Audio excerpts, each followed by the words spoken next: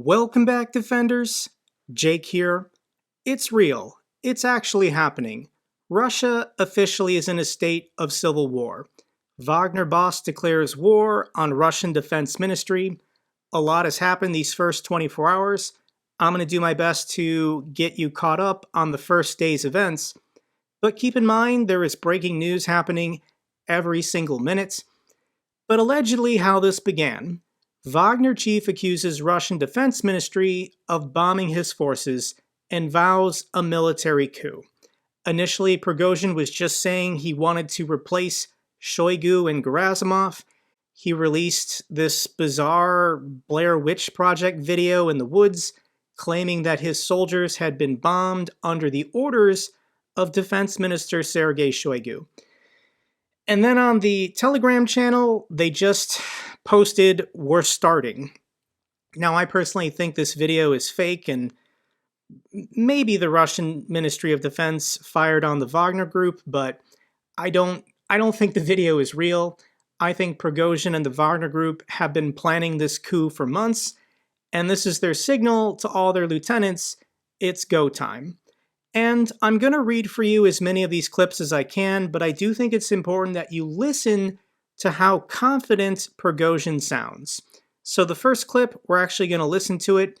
This is Prigozhin saying this is not a military coup, but a march for justice.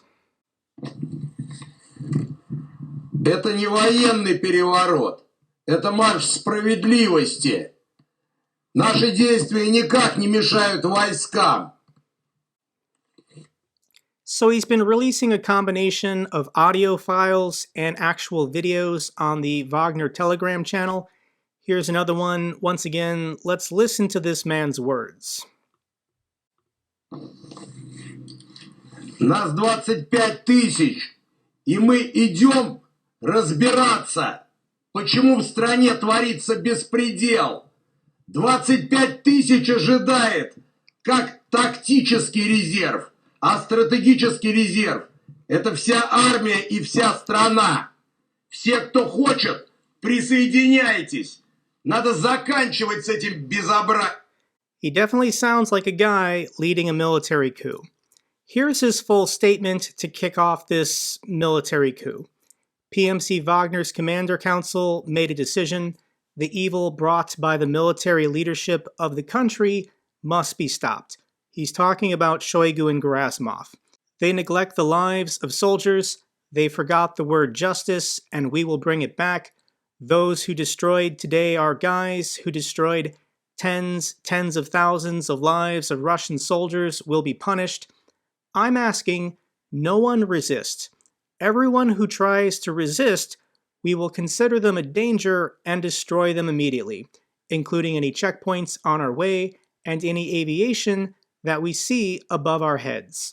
I'm asking everyone to remain calm, do not succumb to provocations, and remain in their houses. Ideally, those along our way do not go outside. After we finish what we started, we will return to the front line to protect our motherland. Presidential authority, government, Ministry of Internal Affairs, the National Guard, and other departments will continue operating as before. We will deal with those who destroy Russian soldiers, and we will return to the front line.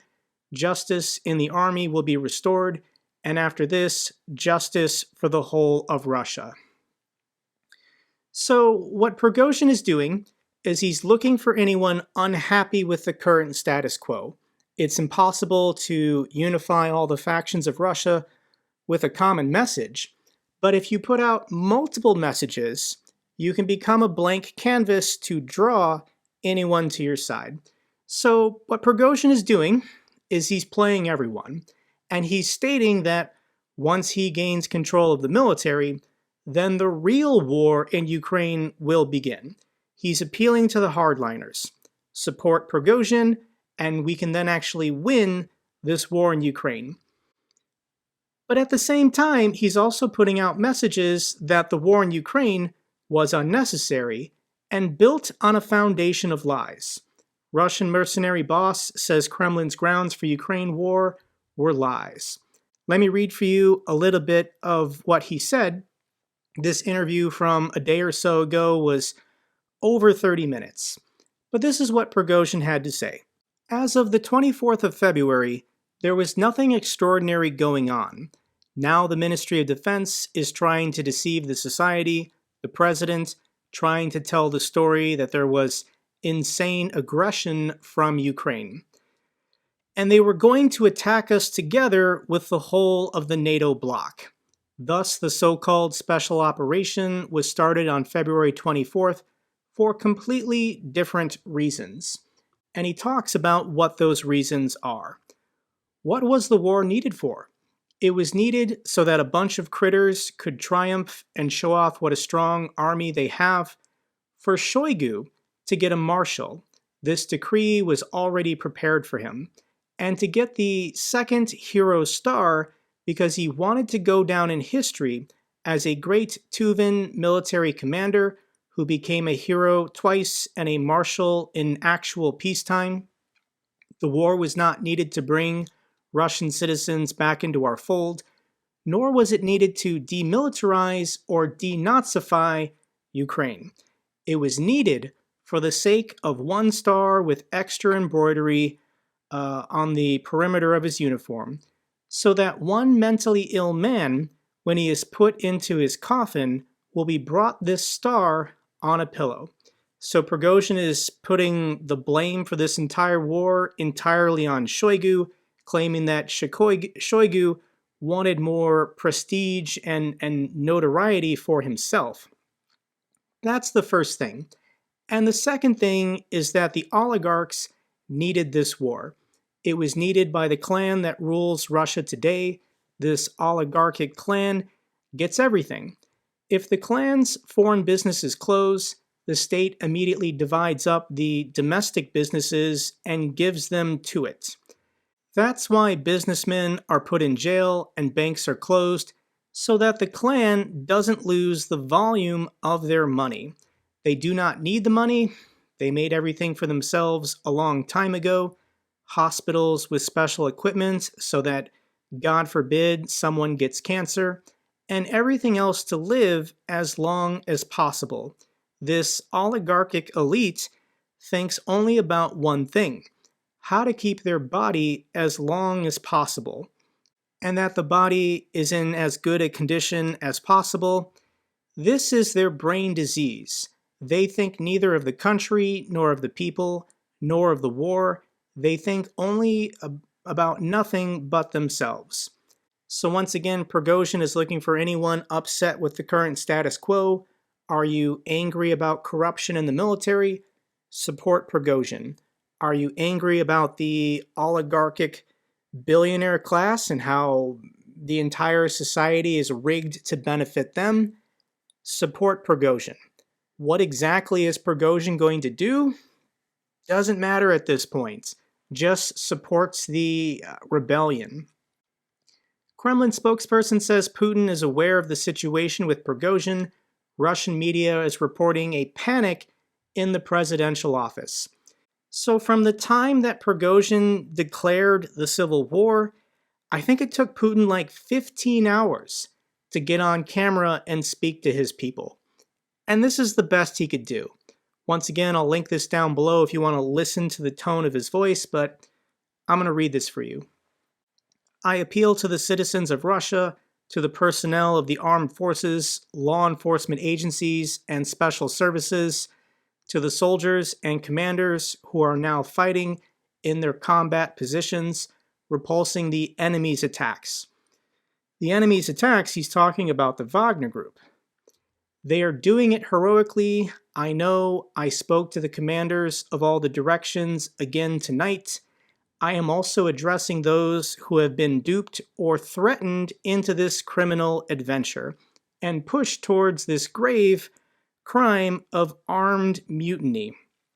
Russia today is fighting an uphill battle for its future, reflecting the aggression of neo-Nazis and their bosses. In fact, the entire military, economic, information machine of the West is directed against us.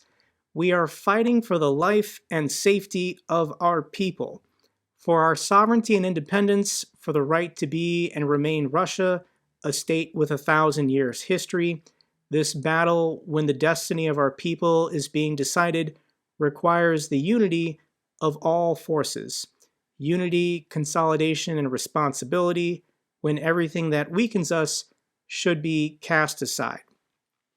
So Prigozhin initially wasn't saying anything bad about Putin. I think Prigozhin was hoping that Putin would side with him and turn over Shoigu and Gerasimov, but that was never going to happen. Putin officially is saying, I'm backing Shoigu and Gerasimov, and Prigozhin is leading a rebellion. Putin did not mention Prigozhin's name in this speech. Here's a tweet from the parody account Darth Putin. I'm beginning to think that giving a psychopath his own private army of criminals was not a good idea. And what is Wagner's response to the presidential address from Putin? And this is what they say. Putin made the wrong choice. All the worse for him. Soon we will have a new president. So the Wagner Group and Prigozhin are now calling for the removal of Putin. Putin's life, his entire regime and government, is now at risk. So this is what Prigozhin personally had to say. It's an audio file. I'll link it down below, but I'll read it for you. The President, Putin, is deeply mistaken about our betrayal of the motherland. We are patriots of our motherland. We've been fighting, and we are fighting. All Wagner fighters are not planning, as demanded by the President, FSB, or others, to come with a confession. Because we don't want for the country to go on living in corruption, bureaucracy, and lies. When we were fighting in Africa, they were telling us we were needed, and they left it on its own afterward because they stole all the aid money. When we were fighting with Ukraine, we went and we fought, but it turned out that all the ammo, weapons, and all the money meant for the war in Ukraine was also being stolen. And the bureaucrats are saving it for themselves just for the type of an occasion that's currently taking place today when someone is coming to Moscow. So is this possible? Have we really gone from Russia's going to take Kyiv in 3 days to Prigozhin is going to take Moscow in 3 days? Moscow is currently on lockdown. They're on high alert. An emergency security plan is reported to have been activated in Moscow in response to Prigozhin's rebellion. This is called the Fortress Plan, and it's been activated in the capital city. And there are no instructions yet. It is forbidden to leave the workplace. Everyone in security forces in Russia is on standby. All police officers were called to their working places. And like rats fleeing a sinking ship, lots of planes are taking off from Moscow with government officials trying to get to St. Petersburg. If there's going to be fighting, it's going to be in the city of Moscow, so government forces are already retreating to St. Petersburg. Lots of reports of oligarchs trying to get out of the country, people trying to get to the Middle East, trying to get to Turkey. There is a rumor that Lukashenko got his family out and sent them to Turkey for a Russia-friendly country that's part of the NATO alliance. They want to be in a NATO country to protect their families from Prigozhin. And the TV stations in Russia have been hacked. They're currently playing Prigozhin's messages. Check this out. Я же вам включил фильм, смотри, выскакивает, блядь, черт лысый. Это что за канал? Это НТВ? Дом кино. А, Дом кино? This is wild. There are military forces, tanks, and armored vehicles on the streets of Moscow. Currently, they're disabling all the bridges. I've seen diggers building trenches. They might even be mining the roads to stop Prigozhin's army from approaching Moscow. Trucks are being set up as barriers on the roads to Moscow to once again block Prigozhin's forces. The Kremlin has also forced Russian generals, previously friendly to Prigozhin, to come out and make videos condemning what he's doing. Here's a video from Vladimir Alexiev, and here's Surovikin, the guy last December who was in charge of the entire war. He lost the city of Kherson and stole a raccoon. And here he is on camera, trying to persuade Prigozhin not to do this. But he doesn't look very reassuring in that he's hiding in a bunker, and he's holding a rifle on his knee during the entire video. This guy, Surovikin, is afraid of being killed by his own subordinates.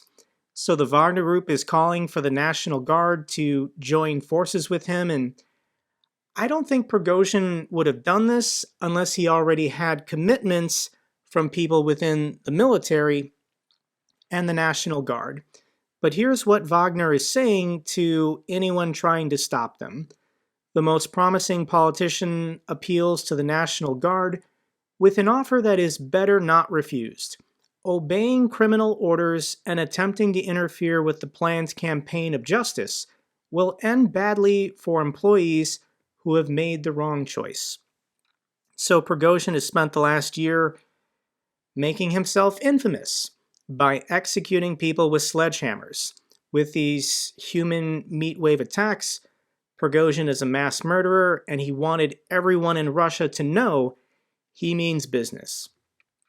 And there are reports that the Russian Ministry of Defense is entirely paralyzed. The only people putting up a serious resistance to Prigozhin is the FSB and certain National Guard units. Within the MOD, everyone has withdrawn themselves. Lower rank officers either are simply refusing to follow orders or they're openly supporting Wagner. Shoigu and Gerasimov have lost touch with reality. They're no longer in control of their own military. Prigozhin's been charged with inciting armed revolt after vowing to stop evil military leadership. The General Prosecutor's Office declared that Prigozhin is facing between 12 and 20 years in prison for what he's done. No. Prigozhin has to win, otherwise he's going to die. He knows this, and he's okay with that. After everything he's seen and done his entire life, he's willing to gamble it all. He's willing to lose everything for the chance of becoming the next Tsar of Russia, to replace Putin himself. And he's having a lot of victories these first day. So Prigozhin has officially captured the Southern Military District headquarters in Rostov-on-Don. He filmed himself meeting with some of the colonels or generals, part of the Southern Military District. He's filming these videos to show that if you back him, if you support him, you'll maintain your pay, you'll maintain your rank. He's not trying to punish anyone who hasn't directly opposed him. And here's the video he put out at 7:30 this morning at the Army headquarters in Rostov-on-Don. We're at the headquarters, 7:30 a.m. The military facilities of Rostov, including the airfield, are under our control. The airplanes that are leaving on combat missions are leaving regularly. There are no problems. The ambulance planes are leaving without problems. All we are doing is taking control so the attack aviation doesn't strike us and instead continues striking Ukraine. The main commanding headquarters is working as it's supposed to. There are no problems. None of the officers have been displaced. This is why when you'll be told that PMC Wagner interfered with the work and something didn't go well at the front, whatever went bad at the front was not because of this.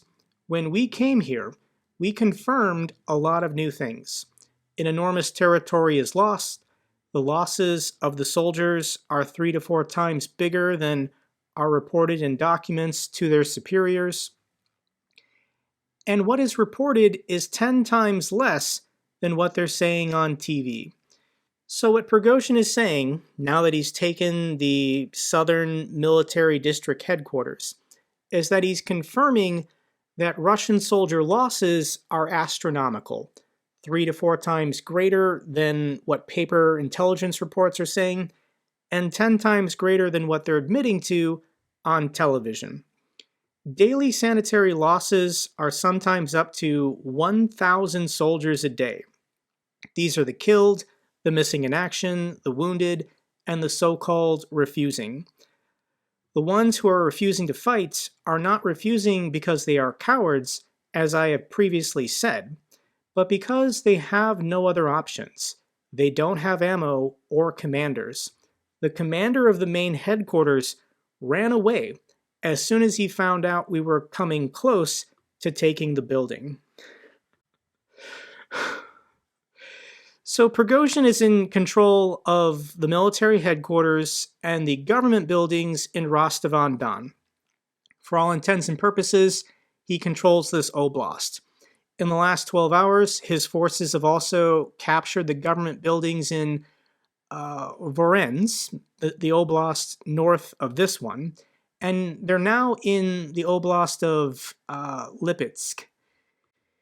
And this is wild. The Russian Ministry of Defense is bombing their own oil depots to stop the Wagner forces from capturing them. There's a video of a Russian helicopter bombing their own oil depot in Voronezh so that the Wagner Group can't capture it. So why Rostov-on-Don? And initially Prigozhin said that he was taking the city to capture Shoigu. He was claiming that Shoigu was in Rostov-on-Don and Shoigu personally was overseeing the bombing of his forces. But like Carmen Sandiego, Shoigu escaped, went back to Moscow, and initially that's why he was saying he then needs to go take Moscow. But what's happening here is 95% of Russia's military forces are currently in Ukraine, and the Wagner Group now controls the supply routes into the war zone. They're going to take Krasnodar, they're going to take Volgograd. Any Russian soldiers that want to go in or out of the war zone are going to have to go through Wagner checkpoints, and Wagner is going to make sure they're backing Prigozhin. So what is the Russian military supposed to do? We have a map update. Here's the map update of the Wagner forces going to Rostov-on-Don and taking it.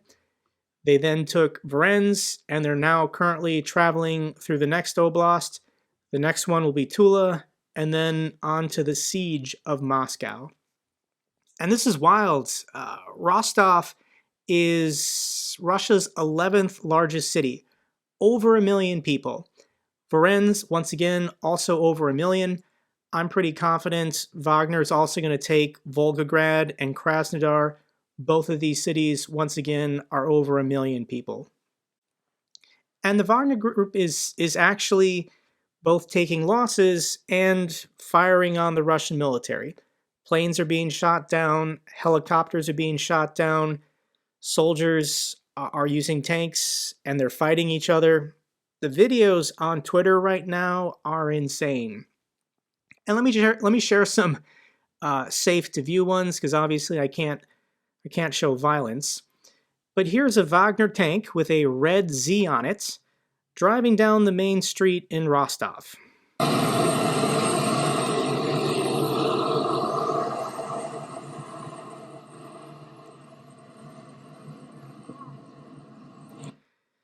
Totally looks normal. Some private military armored vehicles driving past a KFC.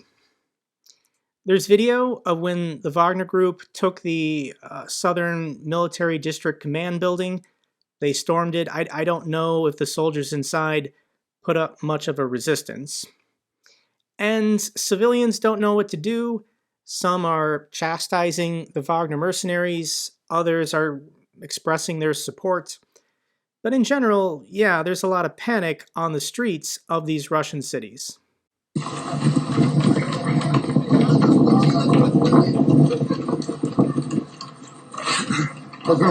just heard a loud bang near the headquarters of the the military headquarters here in Rostov. And we heard screams for us to run away from this place as soon as possible. You can see a lot of people are running. But I guess we can slow down. Right now we got away. Where are you guys from? Morocco. Yeah. So you'll notice the patch on his shoulder. This is an RT journalist. And RT News, the Russian state propaganda machine, is paralyzed. They don't know what to do. Here's Solovyov claiming that he's driving back from Ukraine to Moscow, but I think this is a lie. I think he's fled the city, and he filmed this video for Prigozhin saying, "Stop before it's too late.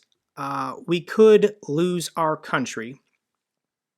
Yeah, I don't know what his Monday morning broadcast is going to be like. So what is the reaction of Ukraine? And the Ministry of Defense just tweeted, "We are watching, standing by to stand by." I mean, there's not much Ukraine can do. This is an internal Russian civil war. Breaking news, though, is Ukraine has run out of popcorn.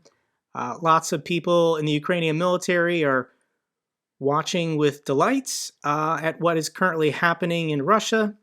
Let me share this clip with you. Санитарные потери в день составляют некоторые дни до 1000 человек. Это убитые, без вести пропавшие, раненые и так называемые. Остановитесь! Остановитесь! Мы сюда приехали, пытаемся получить начальника штаба. Пока их не будет, мы находимся здесь, блокируем город Ростов и идем в Москву.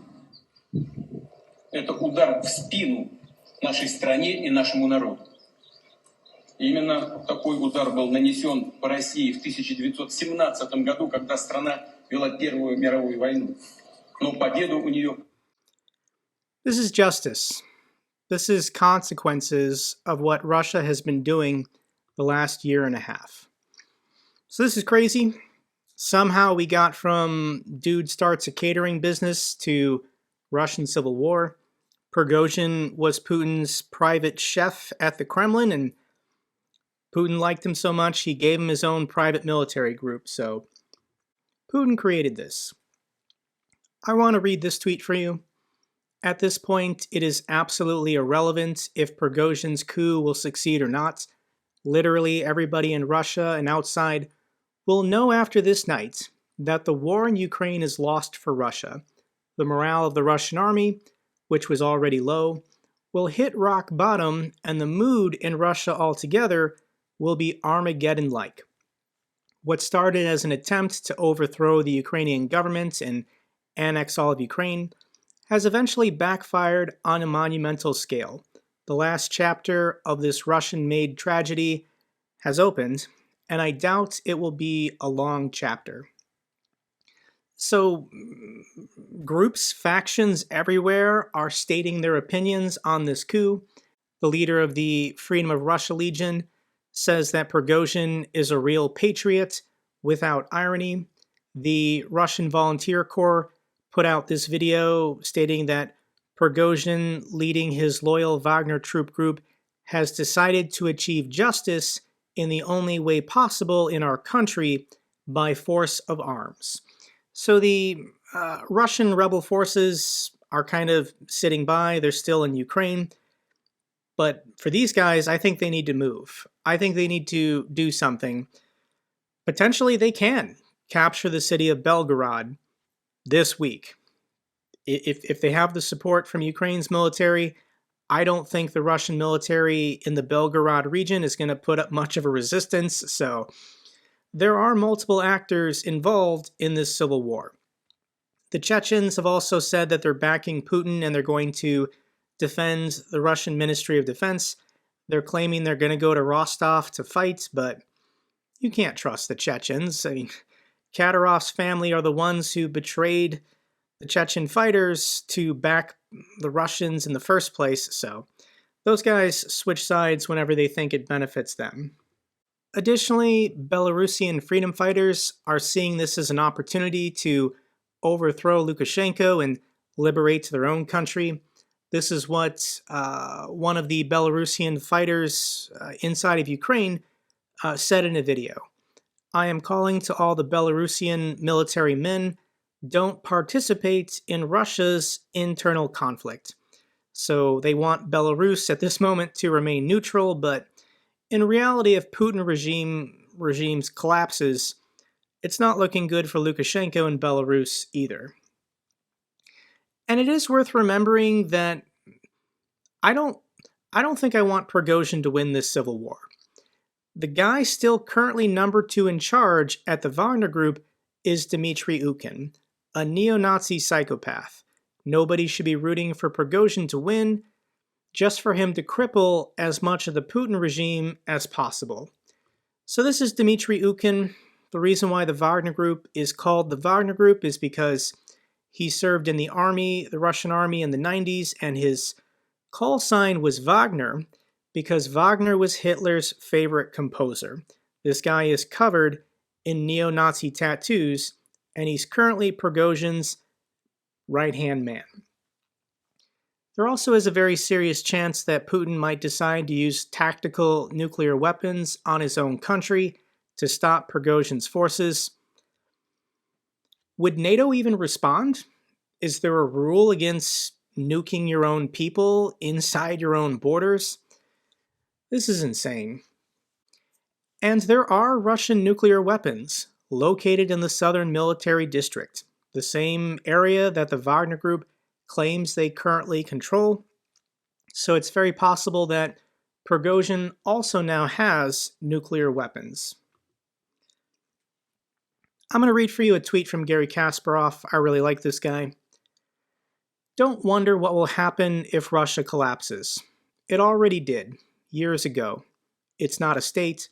It's a mafia front with factions fighting each other for money, resources, and power. When Putin decided to invade Ukraine, he sealed his own fate. This outcome was inevitable. An invading force of 200,000 Russian soldiers was never going to capture a country of 44 million people actively resisting.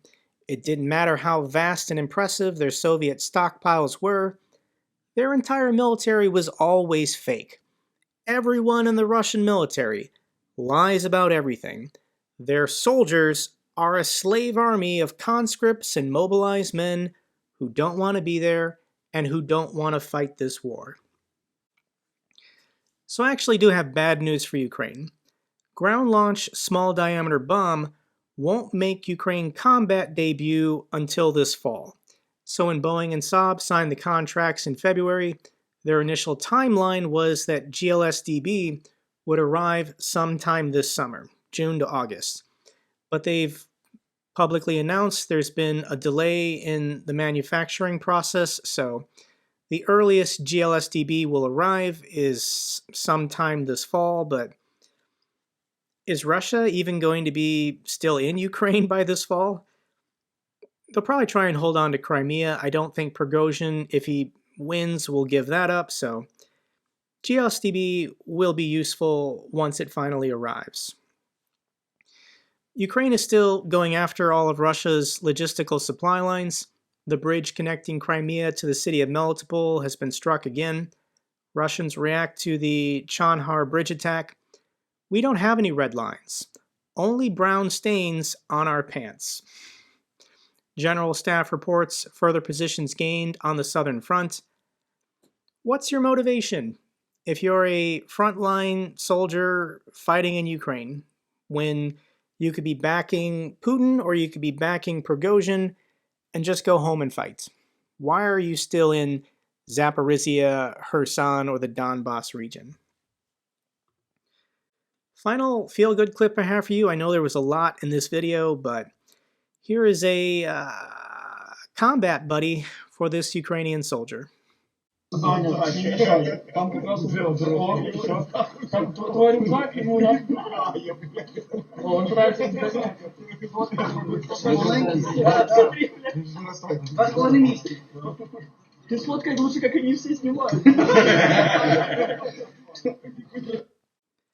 We're living through history, guys.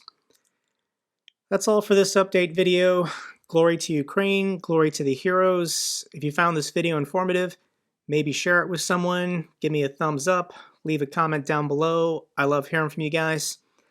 I'm curious what the Russian bots have to say when I usually get these comments that Russia obviously is winning this war. I don't know how you take that position anymore.